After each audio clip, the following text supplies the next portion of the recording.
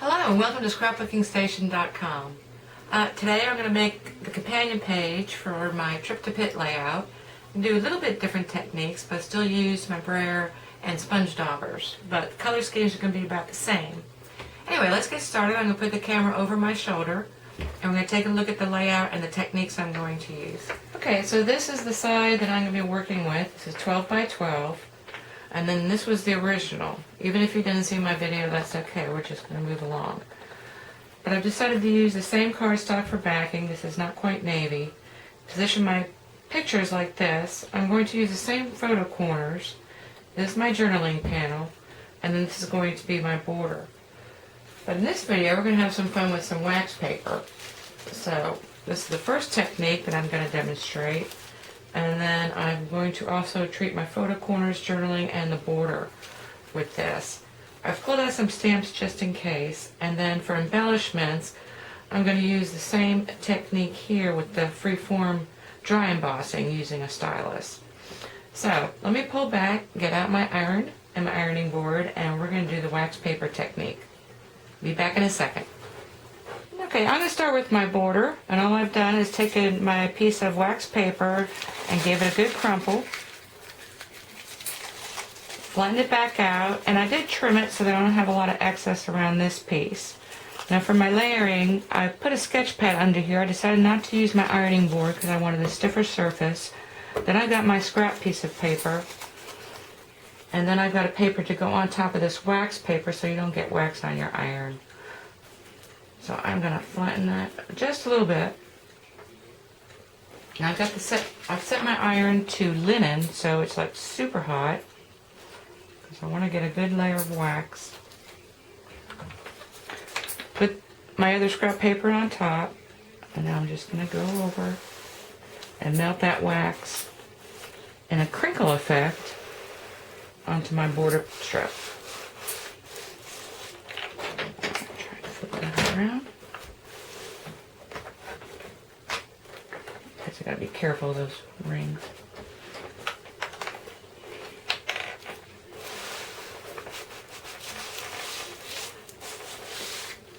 And you probably can't see that in the video, but I can see the wax kind of showing up on here as well. So I'm gonna pull that. And now I've just got this little bit of crinkle effect, which you're not going to see until I actually start putting ink on here. But I'm going to go ahead and continue with my other panels, and then we'll be back to take a look at what happens and how that affected my cardstock. I'll be back in a bit. Okay, now I'm ready to start putting my ink on, and then you're going to see the effect that the wax created. So I'm going to do light shades, so I'm going to roll it. And if you watch my other video, a little more. I'm starting with close to cocoa, and I'm going to do my border and my panel, which actually I'm doing a horizontal panel, so I want it to go that way. So I'm just going to put that ink on. And I will give you a close-up of this in a second.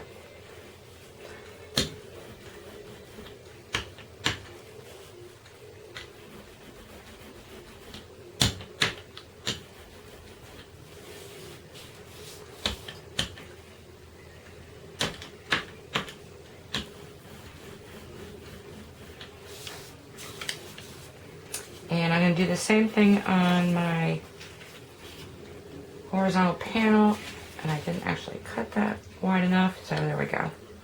Got it covered. This is going to be a little more difficult since it's a little bit wider than, so I'll get some different kind of shading here. It's almost like a wormwood effect, or if you work with stones, there's a Byzantine stone that kind of has that same effect. Anyway, I'm not going to go through all the colors, but you kind of proceed like that, and actually I'm going to step back and zoom in and move this. So, and I will take a photo in between. So I'm going to finish all my layers for my border and do my photo corners also. And then we'll continue with the dry embossing. So I will be back after this is done. And again, I will take photographs so you can really see the detail.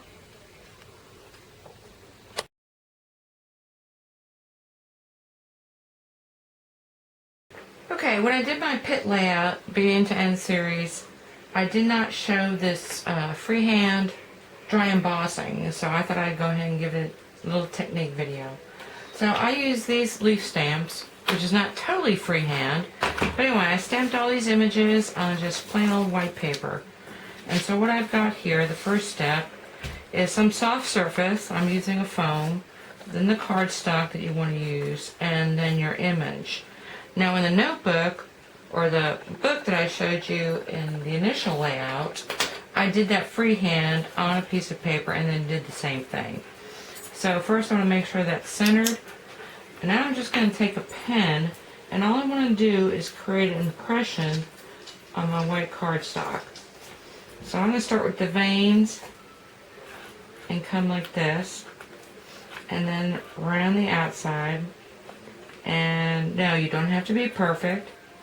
Well, actually, you can be perfect if you want to. It's all kind of all up to you. You want to trim that. But when you come around with your stylus, which I'm going to show you in a second, you can kind of clean up those boogers. I call them boogers. So, and you probably cannot see that. But then you take a stylus, and I have several. So I've got this one, this one. I mean, they're available at craft stores. We have a stylus as well. Anyway, it's nice to have the light coming this way because I can see the shadow. And where I really want the stems to show up, I'm going to take this stylus. And I've got two tips on here. So I can use a thin tip as well and make it stand out. And then I come around like this. Like I said, make my leaf image, and you can draw from scratch, and this way you've got a nice template to use. But this just makes an outline with your brayer. And I think I want another stem there. Okay. So then you've got this image, and after that's ready to go. So I'm going to use, let me see, my rose red.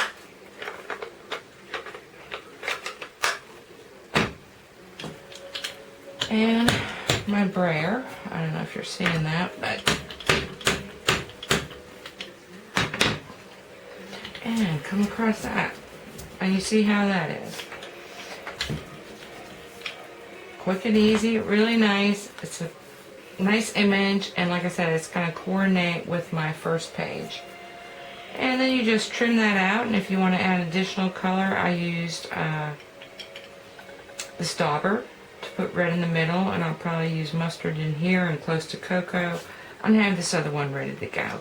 So anyway, that's going to be my embellishments for this side of the page. And like I said, it's trying to coordinate with the book that I made on the other side. The only other change I made to the layout, I might as well tell you now, because my next time I come on video is going to be a finished page. I can go with black accents, because this is a Thanksgiving page, and the other one was a trip to Pitt, so I do want to distinguish them a little bit, and they were very matchy-matchy.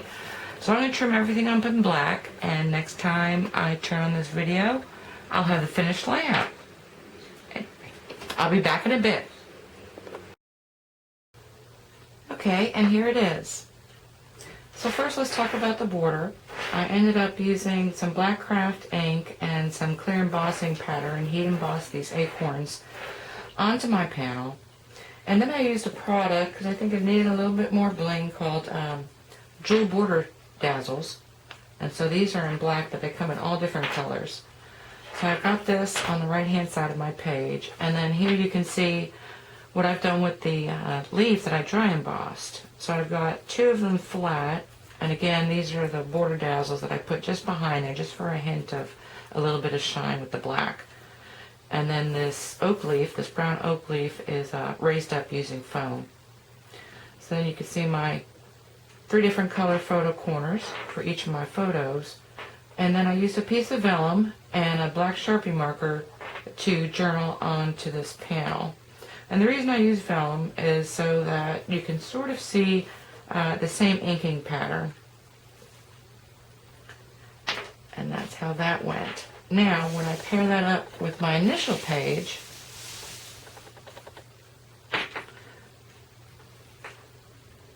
I think it's a great looking 2-page layout. And again, I'm glad I went with the black accent color here, because these are 2 different topics, and so since a lot of the colors, or all of the colors, are pretty much the same, it was nice to distinguish a little bit with the black, and also the jewel border.